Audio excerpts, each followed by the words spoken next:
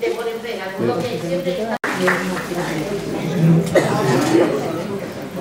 Bueno, buenas tardes a todos.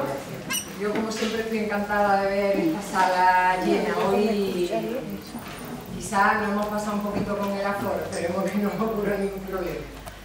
Hoy vamos a presentar a José Chamizo, pero antes de hacerlo yo le voy a pedir disculpas porque quisiera agradecer y que todos agradezcamos y reconozcamos la labor que la directiva de la Asociación Julia Traduza está haciendo año tras año, llevamos ya 3 años, ¿no, Victoria?, con este ciclo de conferencias.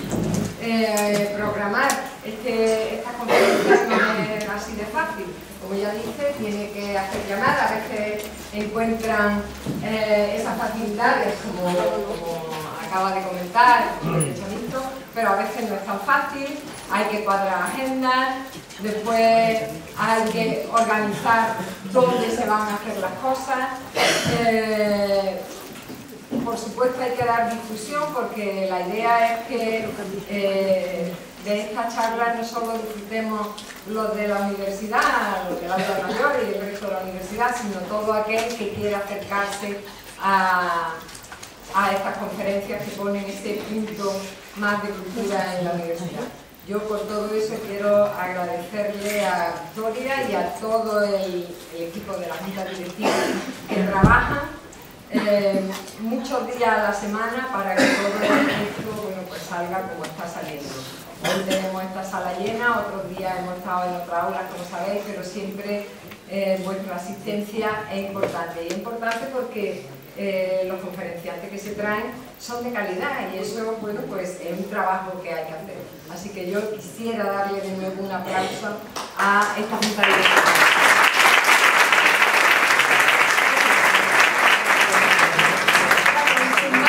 Robando tiempo a Pepe, voy a presentar un poquito, que me ha costado mucho trabajo sintetizarlo, muchísimo.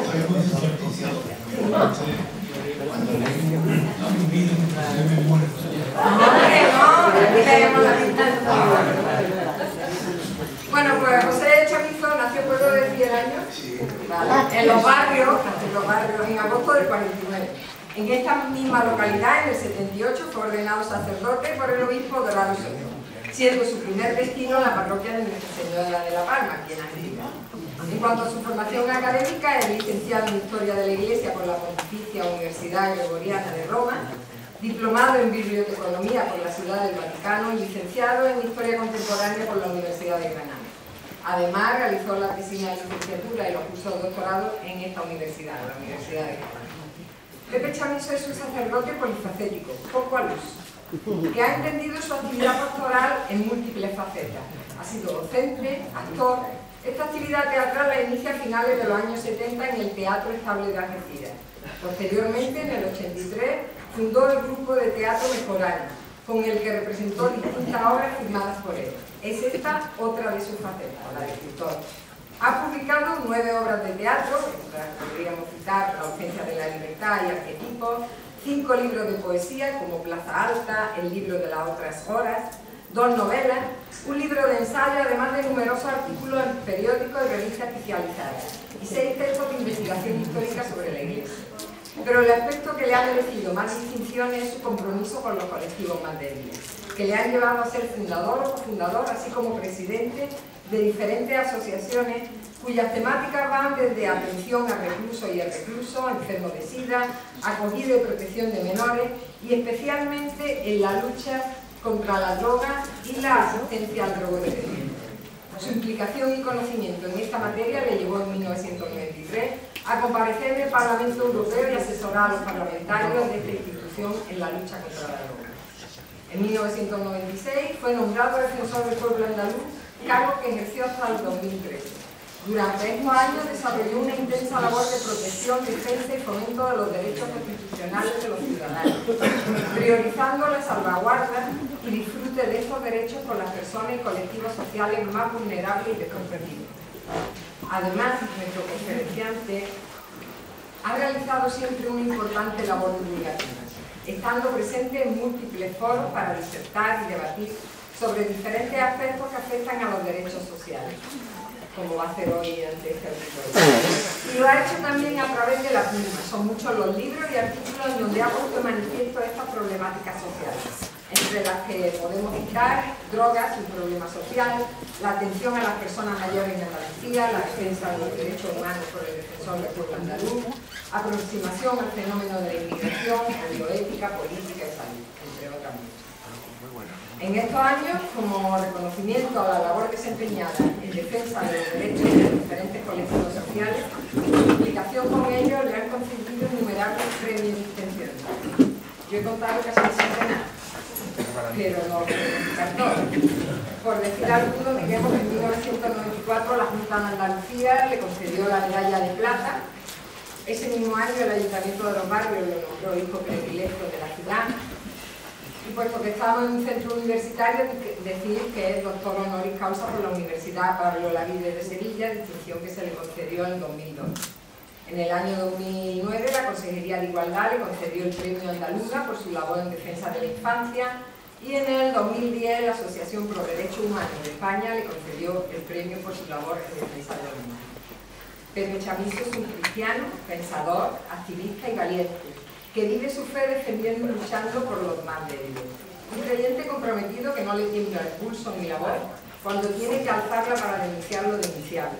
En definitiva, para pelear por los derechos de todos los seres humanos sin distinción de ningún, como hoy va a comentarnos en esta charla de hoy. Bueno, Pepe. Muchas gracias, está muy bonito y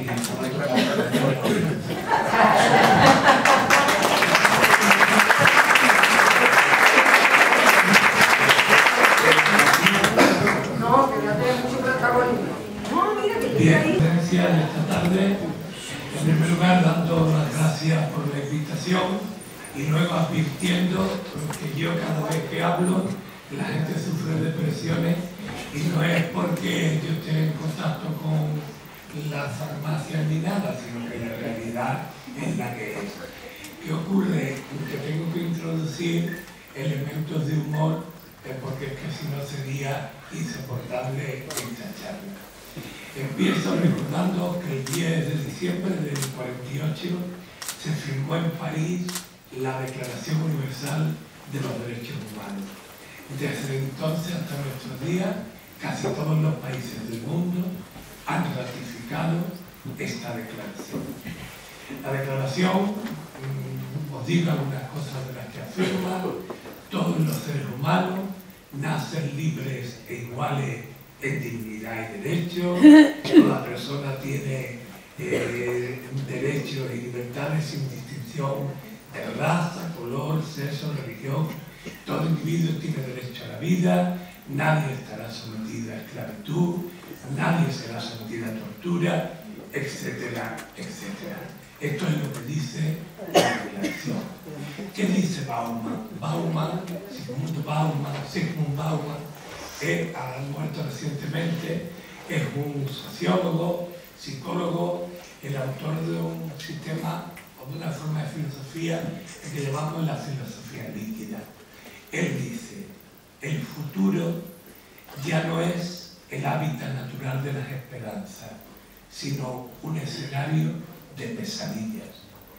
Perder el trabajo, el terror a que nos confisquen el hogar y el resto de nuestros bienes y enseres, el terror a contemplar impotentes cómo nuestros hijos caen sin remedio por la espiral descendente de la pérdida de bienestar y prestigio, y el terror a ver las competencias que tanto nos costó aprender y memorizar, despojadas del poco valor del mercado que les pudiera quedar.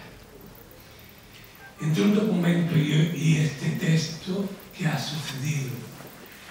O dicho con otras palabras, ¿cuál es el origen de estos males?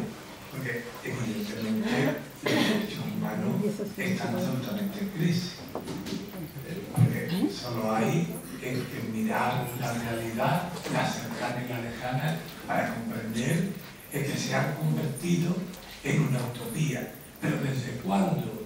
Mira, los derechos humanos se aprueban después de la Segunda Guerra Mundial, donde el ser humano demostró su capacidad para destruir a cualquier otro ser humano. Nos asombramos, una de mis obras de teatro se llama Nerón, y la gente se escandaliza con lo que hacía Nerón.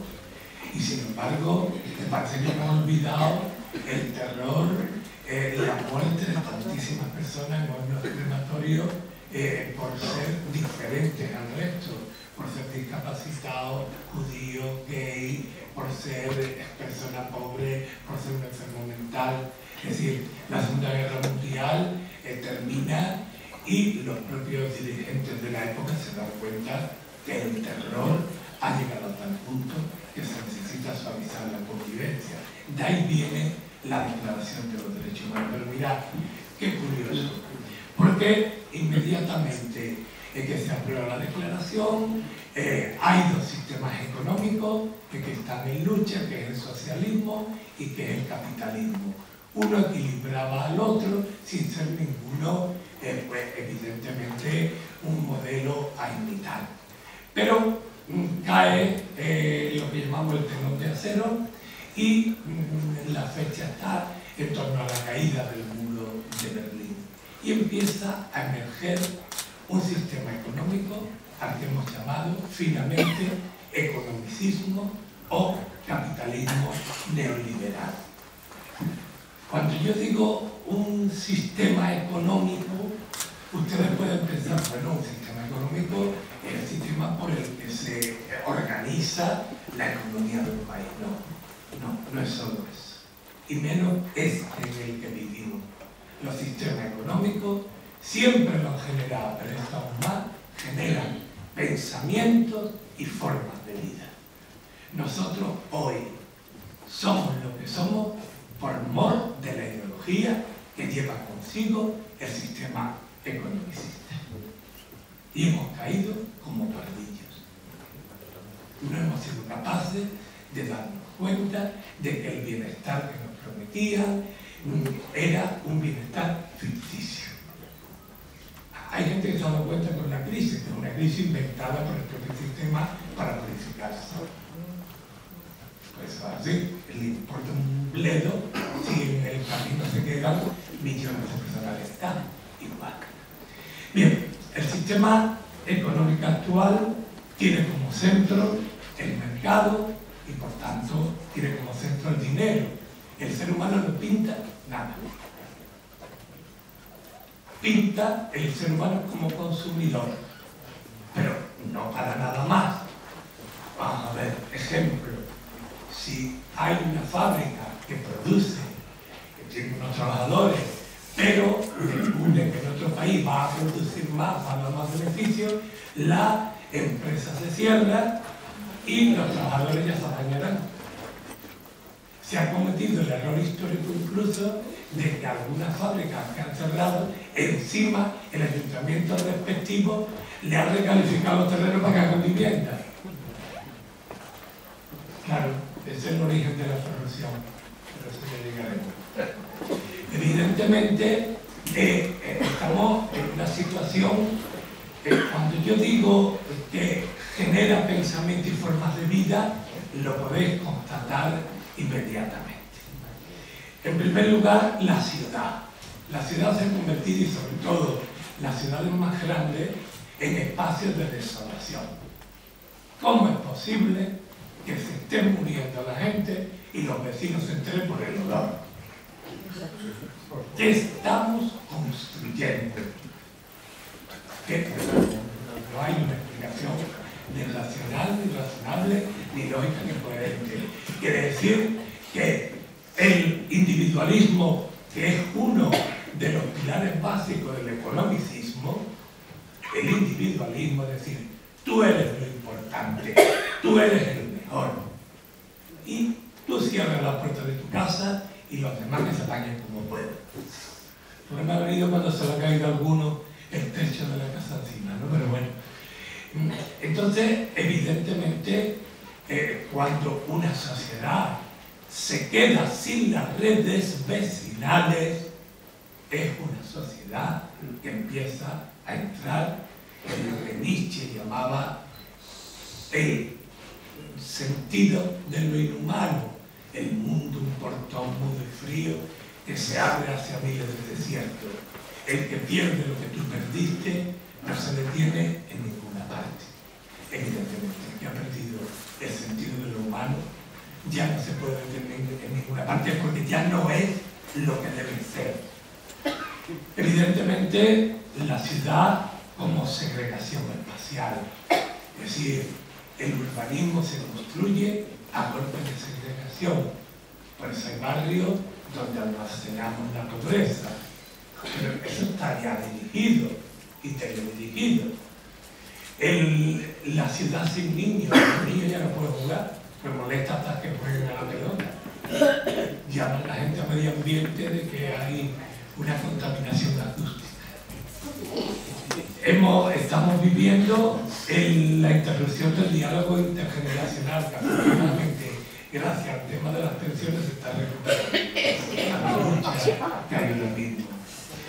El ser humano está en una encrucijada complicada, porque ha perdido la interioridad. Los creyentes llamamos espiritualidad, pero bueno, es el ámbito donde están los sentimientos, donde está nuestro mundo, nuestra lucha interior.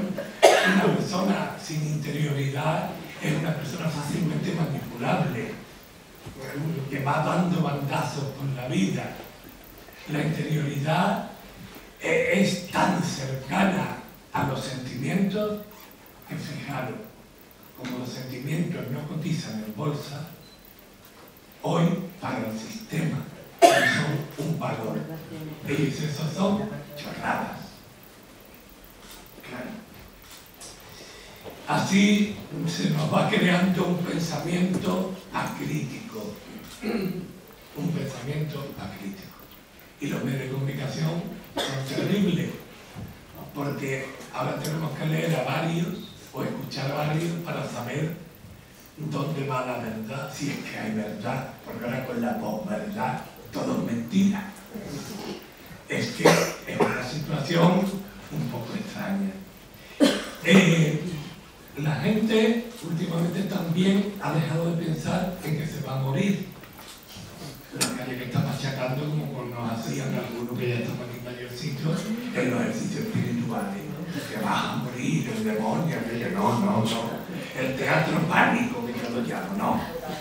Pero lo que no puede ser es que no pensemos que esto tiene un final. Si pensáramos que esto tiene un final, probablemente las relaciones humanas serían diferentes. Y esa obsesión por acumular dinero, propiedades, que no se lo van a llevar, porque se murió Botín y no se lo lleva nada. O sea que esa obsesión, cuando uno tiene una perspectiva de que la vida termina, yo creo que es mucho más libre y evidentemente se encuentra en una situación profundamente humana. Hemos perdido el inmenso valor de lo público por lo privado, es decir, lo mío. Yo quiero lo mío. Sí, yo no digo que no tenga derecho, claro que tienes derecho, pero lo tuyo y también es importante lo nuestro, porque si no, no hay futuro en la sociedad. Hay una descompensación total entre derechos y deberes, o entre derechos y responsabilidades. Otra cosa que falta es el respeto. Yo como Saramago no me gusta la palabra tolerancia, porque hay que tolerar a un imbécil nunca. Pues te está molestando, pues no. Tú puedes respetar su opinión, pero tolerar que te está dando la lata, no. El respeto es mucho más profundo y es lo que advertimos en muchos ámbitos, desde la falta de respeto a los mayores, incluso también a los menores. O sea, el respeto es una pérdida. Bien, es verdad que hoy lo más revolucionario es humanizar los espacios en los que vivimos, porque es la única manera de terminar con esta epidemia de soledad que vive la población. Hay millones de personas no que vivan solas, sino que están radicalmente solas. de ahí vienen pues todas las nuevas adicciones a las tecnologías. Es decir, por una sensación de soledad y de estar abandonado absolutamente en un mundo que no entiende. Bien, con este panorama, que se puede hacer más optimista, pero no sería tan real probablemente, nos encontramos con algunas patologías sociales que nos hacen un poco estremecer. Hay al menos una que conocéis, que es la violencia de género. Hoy ayer también han llamado a los niños padres para hacer daño a la madre, que ya es una introducción al salvajismo. Pero hay dos tipos de maltrato a los que estamos asistiendo un poco impasibles. El primero es el maltrato a los mayores en el ámbito familiar. El número de hombres y mujeres maltratados por la familia se desconoce. Se desconoce por una razón, porque no te lo cuentan.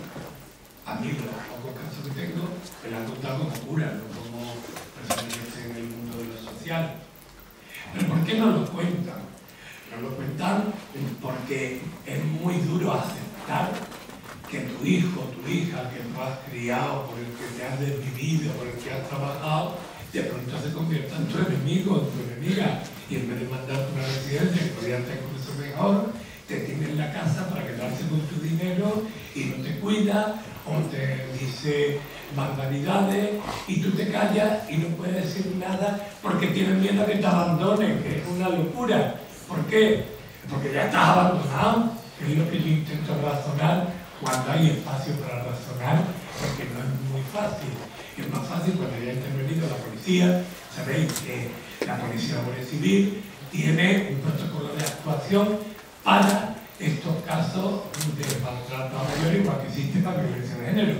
Es un protocolo de actuación que lleva años publicado y que nadie utiliza. Es una cosa bastante sorprendente. Esto es una de las patologías sociales. La segunda, ¿cuál es? La enfermedad mental. Vamos a ver. El que todos tengamos desajuste es normal, por la propia vida. La vida a veces te desajusta dependiendo de determinadas situaciones.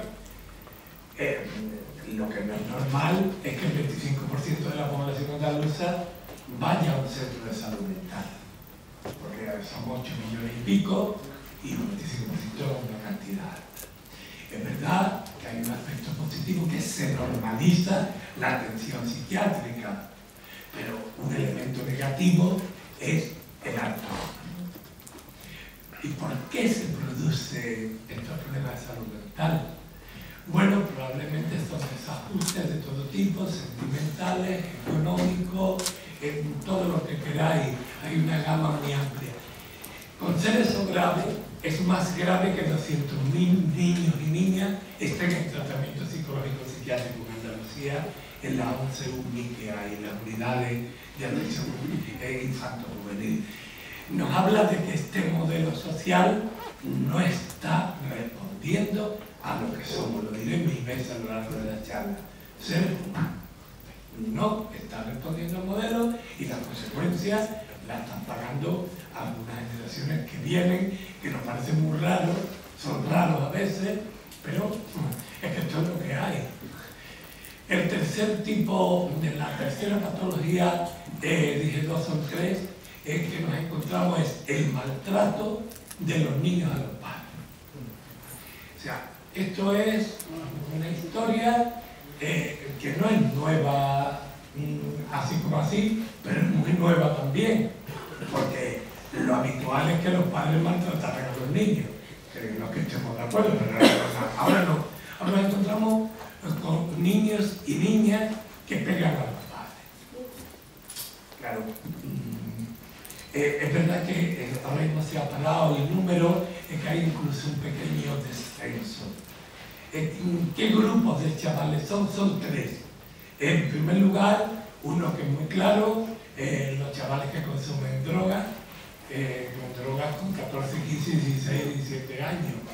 Que consumen drogas, entonces entonces los padres no le dan dinero, viene la lucha y viene la violencia. En segundo lugar, nos encontramos con chavales que tienen trastornos del comportamiento, que nadie se pone de acuerdo con un trastorno del comportamiento o un trastorno de la conducta. Hay siempre alguna discusión entre especialistas.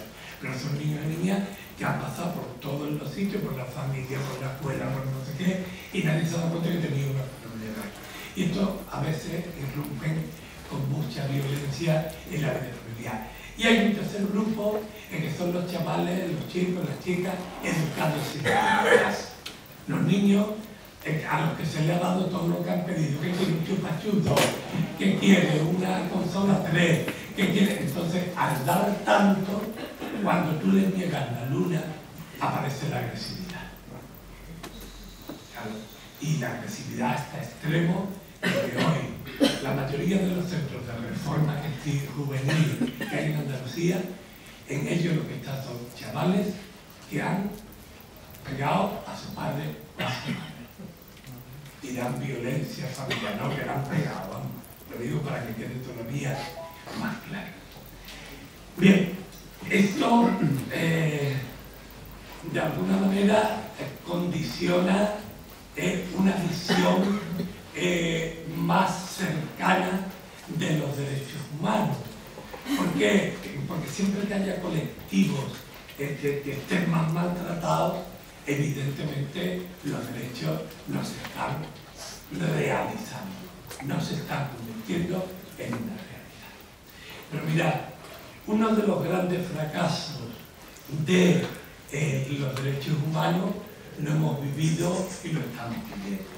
Son los refugiados y las refugiadas. Vamos. Alguien me dirá, y los inmigrantes, por supuesto. Pero fijaros, con los refugiados y refugiadas tenemos un problema añadido, que es que se ha vulnerado toda la jurisdicción internacional. Hay una serie de protocolos, ¿sabes dónde lo tengo aquí? Donde se recogía ya, también después de la Segunda Guerra Mundial, entró en vigor en el año 1954 la Convención sobre el Estatuto de los Refugiados. Hubo países que dijeron, los que no firmaron, yo también quiero firmar. Y se hace un protocolo en el año 67. Todo lo que dice este protocolo, todo lo que dice el estatuto, es que la persona que huye de un país en guerra, pues evidentemente tiene que ser acogida por otros países que se deben de poner de acuerdo, respetar los derechos, ya todo lo que os podéis imaginar. ¿Qué ha sucedido con la guerra de Siria? Pues que evidentemente se ha dejado a los refugiados abandonados. Se ha hecho un acuerdo con Turquía, después de miles de muertos, un acuerdo con Turquía para frenarlo y detenerlo, porque Europa no podía. Pero sí puede vender armas para la guerra. Qué curioso, oye, que no puede acoger, pero sí puede negociar con armamento.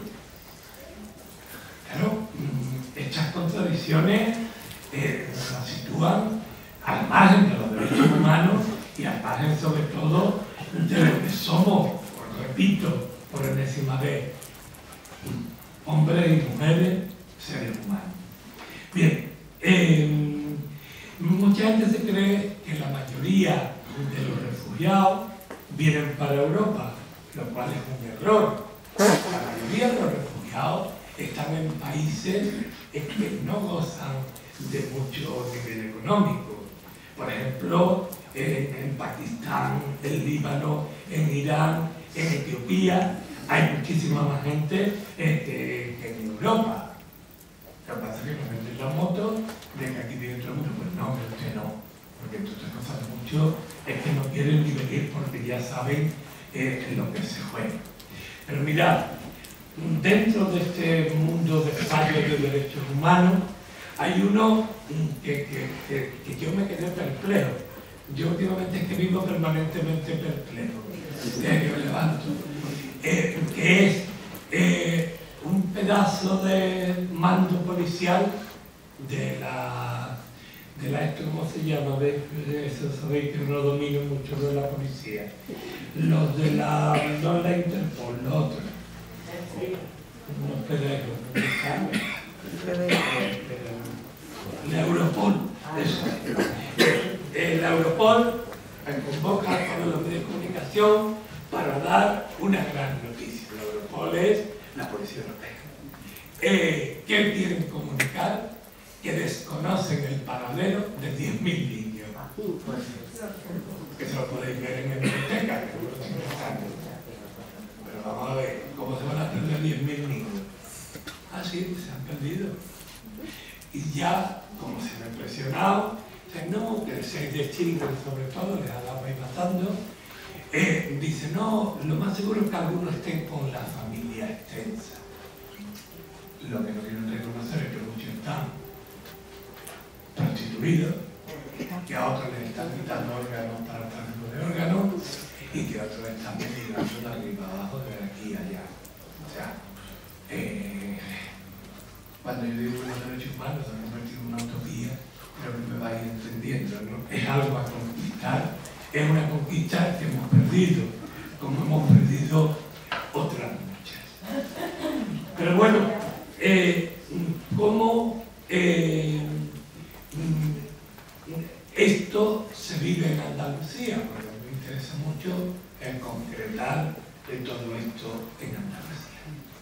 Bueno, pero antes una cosa que no se me puede olvidar porque estáis aquí estudiando y demás, que hace relación con los derechos humanos y los derechos sociales, antes de todo Andalucía. Dice mucha gente, vamos a ver, si hay derechos humanos, ¿por qué tiene que haber derechos sociales? Son distintos, pero están unidos. Claro, el cumplimiento de derechos sociales tiene como repercusión el cumplimiento de los derechos humanos. Pero, ¿por qué no se cumple? No se cumple porque en las constituciones europeas, en la española, que tanto van a cambiar, pero de esto no hablan,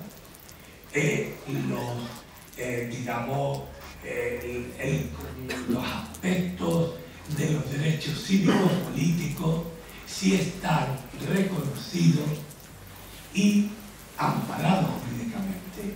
Es decir, si yo voy a votar, que estoy censado o censada, y no me deja el presidente de mi mesa, yo voy al juez e inmediatamente repone mi derecho al voto. Pero si yo no tengo vivienda, ¿a dónde voy?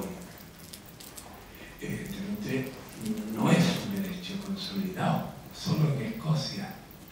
Porque en Francia, fijaros cómo es la cosa en Francia, estuvieron a punto de conseguir un fraile en la Bastille y dos chavales, dos hermanos, un chico y una chica, los que yo conocí, de una asociación que se llama Don Quijote. Estuvieron a punto, la ley estaba ya en la asamblea, llegó Sarkozy con estos detenidos y se cargó la ley.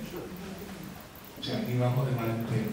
Bien, entonces, evidentemente, el gran salto para hacer realidad los derechos humanos es que los derechos cívicos-políticos estén al mismo nivel que los derechos sociales, o al revés, los derechos sociales tengan el mismo nivel en la Constitución que los derechos cívicos-políticos. Eso es posible, eso, si se quiere, puede ser posible, con unas condiciones, con unas cosas. No se trata aquí de hacer el índigo, sino de que se trata de normalizar. Porque es que, si no, el discurso de los derechos humanos para el sector importante de la población es una tomadura de pelo. Mirad, y en Andalucía de manera especial, Andalucía, que está muy bien, que tal y que cual, cada uno cuenta la historia según su vida, ¿no? Pero los datos son de la red andaluza contra la pobreza y la exclusión social, que tiene un grupo de personas que hacen estudios sociológicos sobre la situación. Y es verdad que los datos pueden llamar la atención, pero es que ellos, para utilizar algún criterio utilizan lo que se llama el indicador AROPE. Este es el indicador de la Unión Europea para determinar qué sectores están en la exclusión social y qué sectores no están. Para no cansaros, por ejemplo, el riesgo de pobreza es vivir en un hogar con una renta inferior al umbral de la pobreza, que se define como el 60% de la renta nacional. Para los 2016, el umbral de la pobreza se fija en 8.208,5.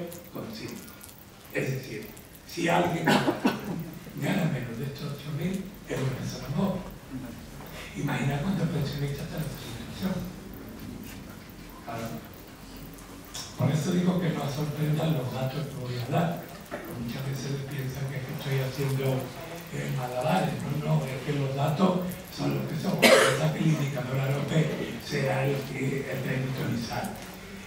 Por ejemplo, hay otros criterios, por ejemplo, que puedan pagar la vivienda o no, que puedan permitirse mantener la vivienda con una temperatura adecuada, que puedan comer carne, en fin, una serie de cuestiones que son las que definen si las personas están en riesgo de pobreza y exclusión. Para Andalucía, que tenemos una población de 8.403.350 personas, el 43% de los andaluces vive en riesgo de pobreza y exclusión social. En riesgo, que serían más de 3.600.000 personas. El milagro es que no pase nada. ¿Cuántos menores andaluces, chicos y chicas, viven en riesgo de pobreza? Aquí coinciden los datos de varias organizaciones, no solo de esta, también de Save the Children y de mucha gente que ha hecho estudios. 768.000 menores. Teniendo en cuenta que hay 1.600.000 menores en Andalucía. 1.600.000. Save the Children lo baja entre 500 y 600.000. Y luego, ¿cuántas personas están que viven con menos de 333 euros al mes? Lo que es la pobreza extrema, pues 1.093.000. Bien, estos datos pueden ser reales o no. ¿Por qué? Porque no se nos escapa que la gente que tenga esta situación, evidentemente, se va a dedicar a actividades a veces lícitas y a veces ilícitas. Damos la vuelta, ¿no?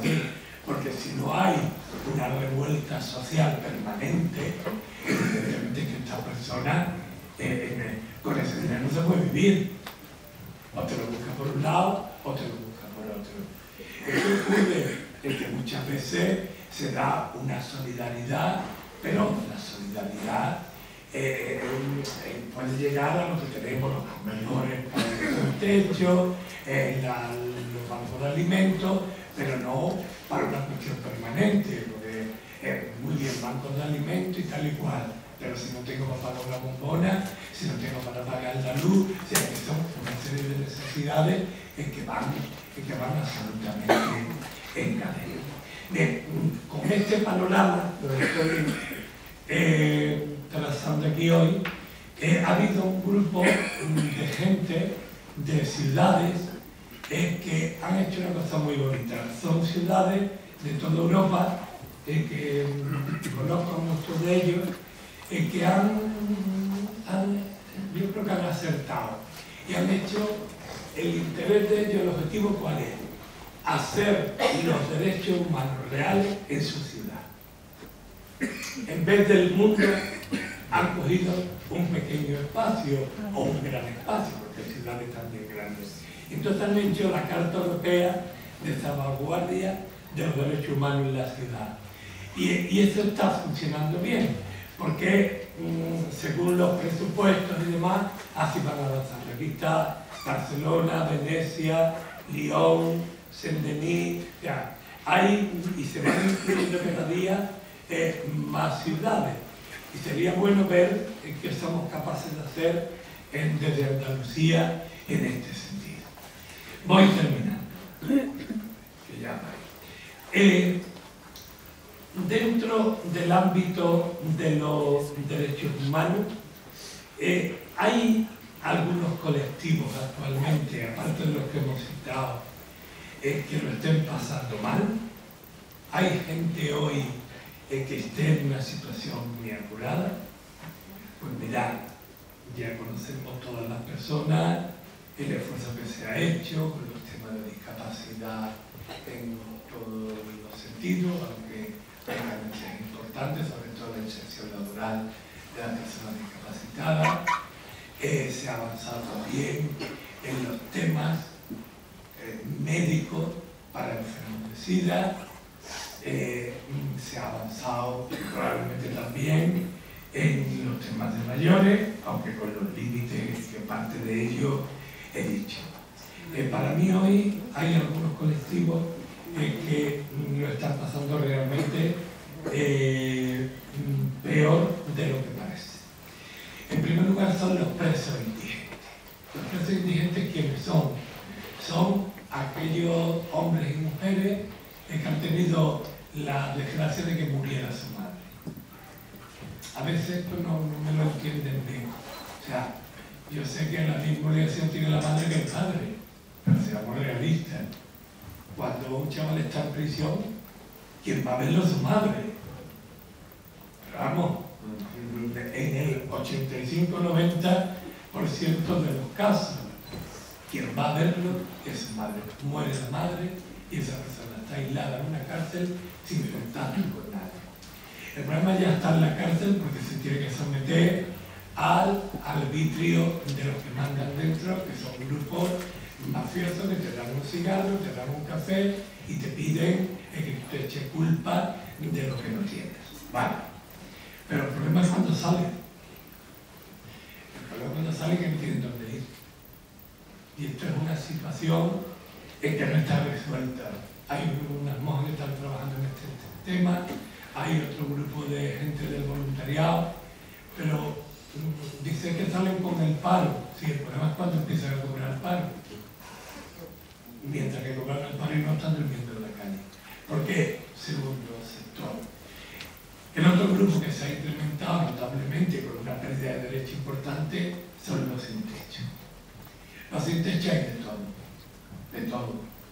Desde uno que era ingeniero y está estudiando y está trabajando ahora mismo en Aerópolis, en Sevilla, allí haciendo aviones, que me dijeron, mira que ahí hay un negro que dice que es ingeniero, y otro que le ha dado que venga a verme, y efectivamente era ingeniero y está colocado.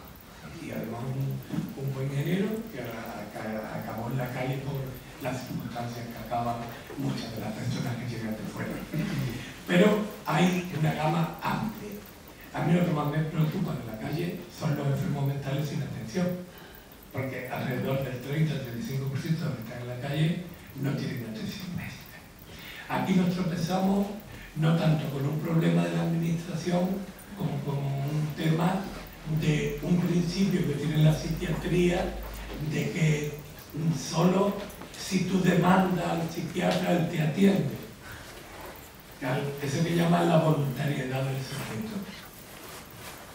Bueno, cuando el sujeto tiene voluntad todavía, pero si el sujeto está tirado en la calle con un delirio, que sabéis que nos está llevando, ¿no? Que nos quedamos mucho de la gente joven y todo el voluntariado universitario se está montando en los sin techo en distintas ciudades a través de una organización que se llama Solidarios y está llevándolo a los hospitales por lo menos para que ese dolor intenso que tiene pues que puedan paliarlo por lo menos en los años. Habría muchos más grupos que hablar. He citado esto junto con todo lo que os he explicado anteriormente. Para ir concluyendo, necesitamos volver a ser lo que fuimos, que decía el poeta. O sea, necesitamos humanizar. No podemos seguir con esta carrera que no sabemos dónde nos lleva. No sabemos. Y es complicado porque el poder, no penséis que lo tienen los políticos, ni mucho menos, como dicen ellos. poder está en las grandes fuerzas económicas que son las que difunden también el pensamiento. Vamos por parte, ya los medios de comunicación los pagan ellos también. No porque los periodistas buenos se vengan, no. Es que son los que pagan la publicidad que mantienen los periódicos y las emisoras, las teles. Eso no hace falta insistir mucho. O sea, esto es así, lamentablemente. Y hoy, un ser humano, de verdad que es complicado, pero si no se puede hacer algo grande, tendremos que hacerlo en los pequeños grupos, en nuestras relaciones, en la gente más cercana. Lo que no podemos es continuar con este deterioro de lo humano. Porque en ello sí que se nos va la vida de los que vienen detrás. Porque de una sociedad deshumanizada se puede esperar cualquier cosa. Se puede esperar cualquier cosa, lo que os podáis imaginar, pero por parte y parte, por parte de todo el mundo. Es decir, aquí no hay bueno ni malo, aquí somos seres que nos han robado parte del corazón y de los sentimientos. Por tanto, hoy el primer derecho humano debería ser el derecho a humanizar. Yo lo incluiría como el primero en la Declaración Universal. En fin, espero que otro día que nos veamos os pueda hablar con más optimismo. Muchas gracias.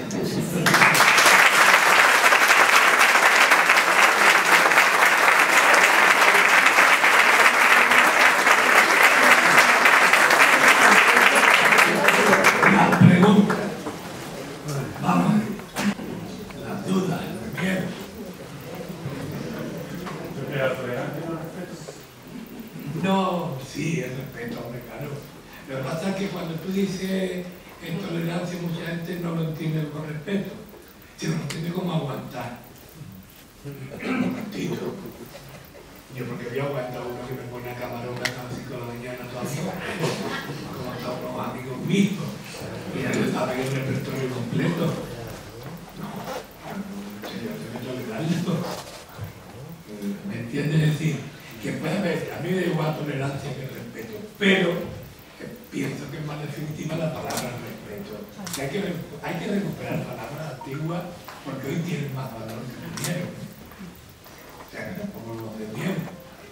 Porque, muy bien, tolerancia, sí, de acuerdo, hay una tolerancia, todo. Pero a mí el respeto me parece hoy más necesario. Será porque bebo un poco. Aquella asignatura que había antiguamente, habría que ponerla en valor, la igualdad. Sí. Bueno, esa es otra, sí. Me convendría y valor cívico, pero no solo para los jóvenes. No, es que te lo digo porque a veces pensamos en los jóvenes y no son solo los jóvenes. Aquí se está dando una combinación un poco rara, pero sí, si hay que recuperarla, que se recupere. Marcos. Sí. Yo quería preguntar, bueno, primero quería hacer un comentario, a partir de comentar una pregunta. Yo creo que es evidente que la Declaración de los Derechos Humanos fue lo que creó el espacio para poder asentar la democracia, ¿no? En nuestro país y en prácticamente todos los que tienen un sistema democrático. Hay la relación entre derechos humanos y democracia, para mí es muy íntima. Si no tenemos derechos humanos, no podemos tener democracia, porque si no una cosa no hay la otra.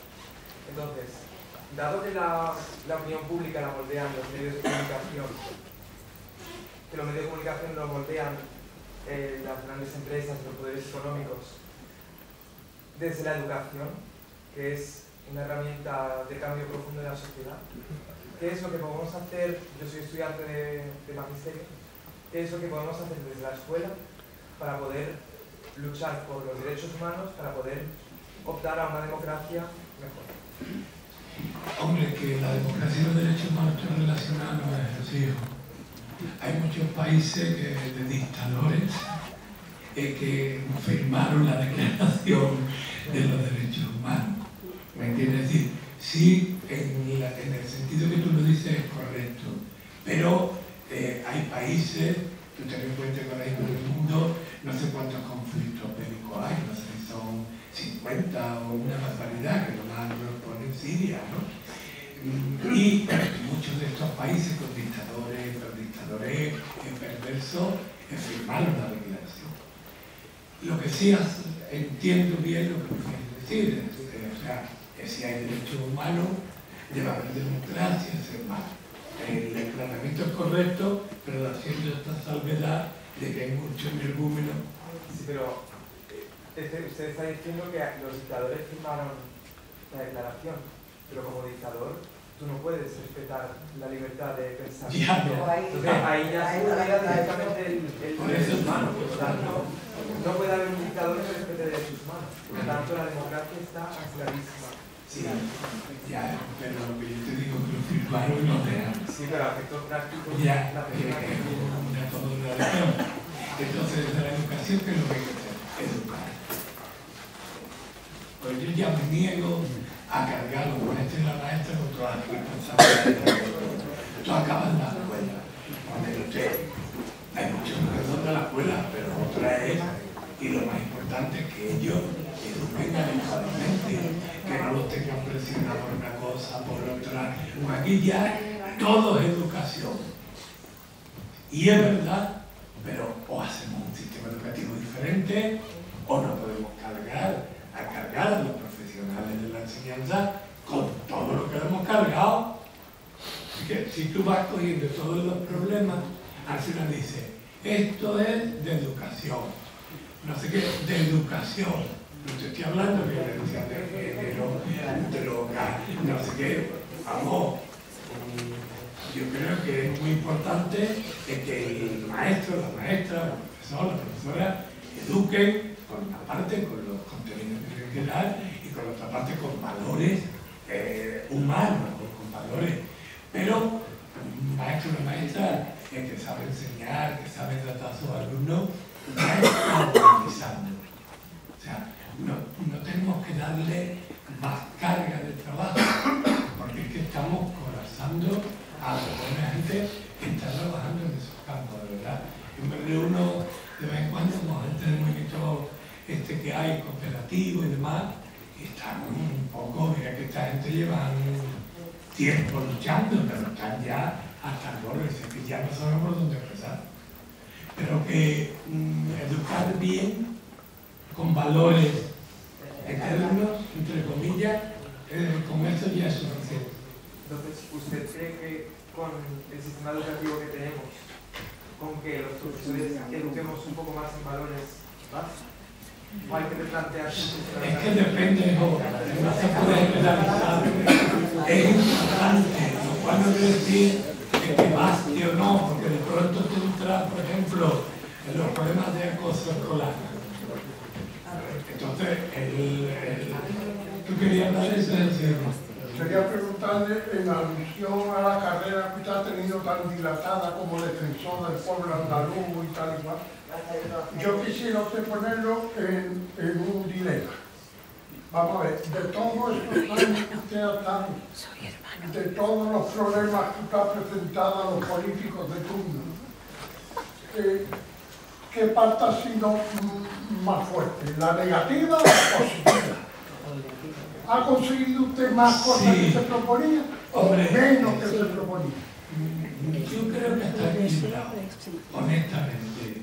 Y aquí tengo que agradecer fue a Chávez, con que ya no me entendí para nada, honestamente. Casi acabé como los daños de honor, como me pega a mí. Entonces,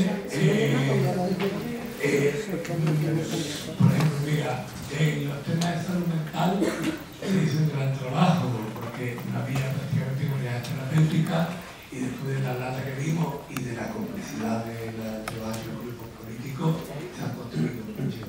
El salario social, para hablar todo el mundo de la renta básica, cuando yo llegué a la oficina había desaparecido.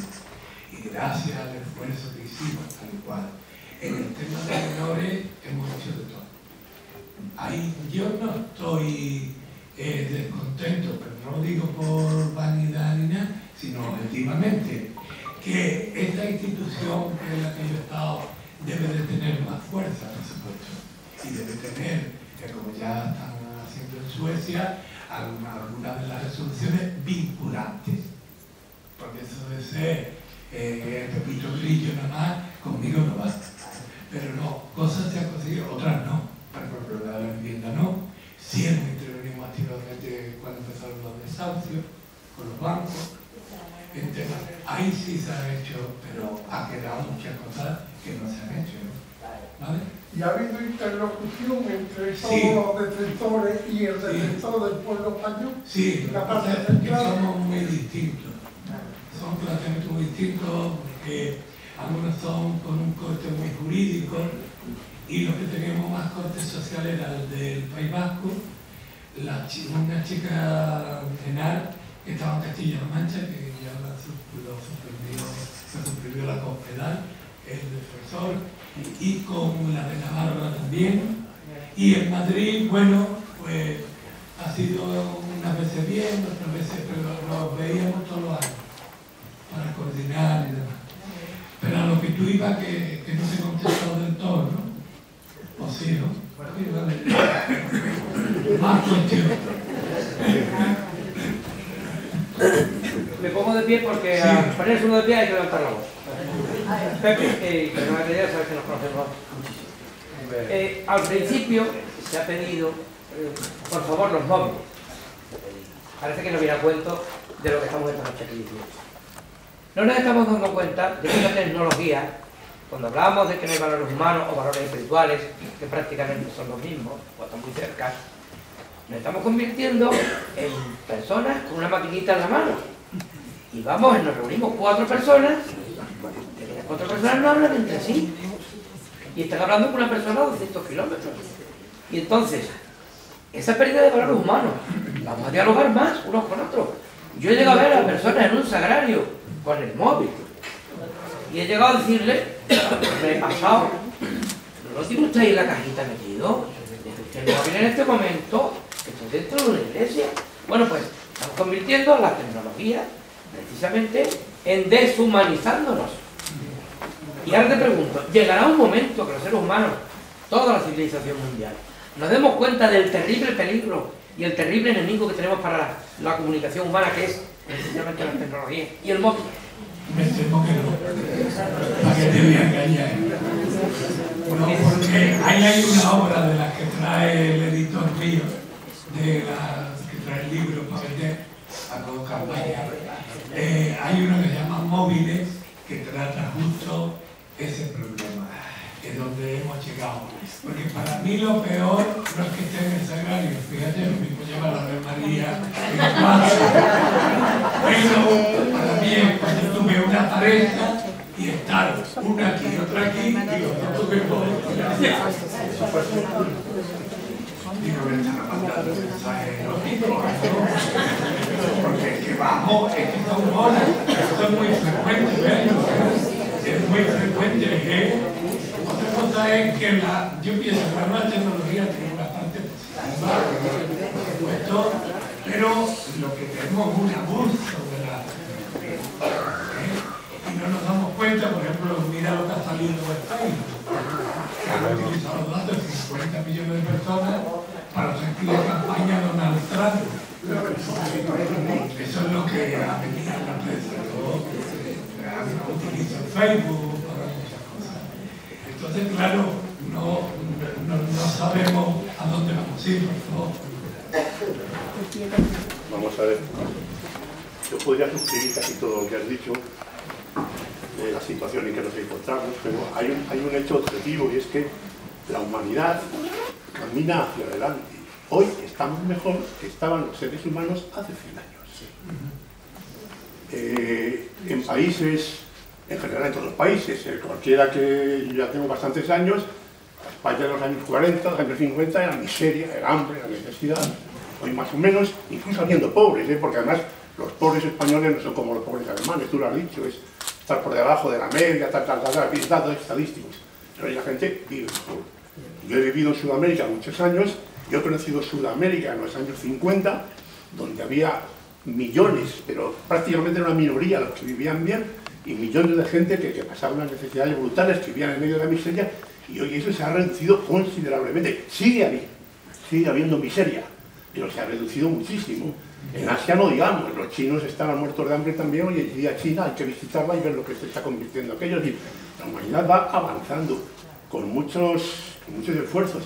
¿Que hay muchas lacras? Pues claro que las hay, evidentemente, y hay que detectarlas y hay que ponerlas fin. Pero afortunadamente vamos hacia adelante. Y entonces digo más, la crítica que se hace de ciertos sectores ideológicos al liberalismo, los países liberales son los países donde se vive mejor. Cuando la gente quiere salir de un país y se va a otro, nunca sale de un país liberal para irse a un país no liberal, sale de un país no liberal para irse a un país liberal.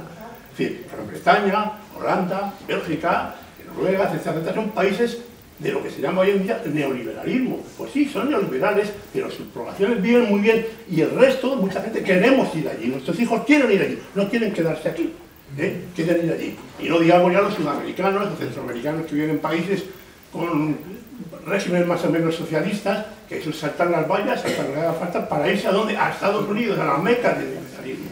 O sea, hay que tener presente, porque la Declaración de los Derechos Humanos, hay unos derechos que están muy bien y que son fáciles de otorgar. O sea, el derecho a la libertad, a que no te torturen, a moverte, a la libertad de expresión y tal. Pero en la Declaración de Derechos Humanos hay 2 puntos, 2 artículos, si no recuerdo mal, que es el 23 y el 25, donde son los 2 únicos que hablan de los derechos sociales. Y todo ser humano tiene derecho a una buena alimentación, a una vivienda digna, pero nadie cuantifica lo que es una vivienda digna ni dice quién la paga. Eso no lo dice la declaración. Entonces, tú tendrás tanta vivienda digna como rico sea tu país. Si tú vives en Dinamarca, tendrás una vivienda digna buena, pero si vives en México, la vivienda digna será una chabola. Luego, entonces vemos que al final es el liberalismo, que tanto criticamos, el único camino para sacar a la humanidad de la miseria. Las grandes multinacionales, ahora está de moda criticarlas, estos malvados de Libes y tal, las empresas de Libes, las personas que trabajan en las empresas de Libes, tienen muy buenos salarios y tienen un trabajo fijo y tienen muchas consideraciones. Los que trabajan en pequeñas empresas, que no son las de Libes, pues están trabajando 14 horas por el sueldo de 8. Esas no son las de Libes, son las pequeñas empresas de las que nadie habla. Entonces, ¿qué ocurre? Que yo lo que veo es que efectivamente la humanidad sigue teniendo grandes carencias, en todos los países hay miseria, en un u otro nivel, pero la vía, que muchas veces, porque digo, se habla mucho de esto, pero a veces nunca se habla de las soluciones, y yo la vía encuentro que, por lo que veo, la vía está en el liberalismo, precisamente. En lo que se llama la economía de mercado es la única que puede dar solución a esos graves problemas que tiene la humanidad. Hombre, que la humanidad va mejor, sí. Lo que pasa es que hay un retroceso importante de todo. No nos engañemos. Estoy de acuerdo con la primera parte de su intervención, no estoy de acuerdo, pero no pasa nada, con el tema del neoliberalismo, pero vamos para atrás. Y eso, sobre que mirar el panorama, por ejemplo, electoral, el nazismo vuelve como partido, el fascismo vuelve en Italia. Yo creo que es una advertencia de que si no nos humanizamos, lo que venga va a ser muy negativo. Y el sistema economicista o se purifica y se humaniza un poquito, o lo que no puede ser es que es verdad lo que tú dices, que ha mejorado la expectativa de vida, pero también ha traído a la ruina a muchísima gente. Este es el contraste, que no estoy totalmente en desacuerdo con lo que ustedes dicen, pero el sistema liberal es que, bueno, es que no tenemos el socialista, también fue un fracaso, pero a mí que tenga como centro de la vida el sistema, solo el mercado y no los seres humanos, eso para mí es suficiente como para que me altere un poco. Pero de todas maneras, en otros aspectos sí estamos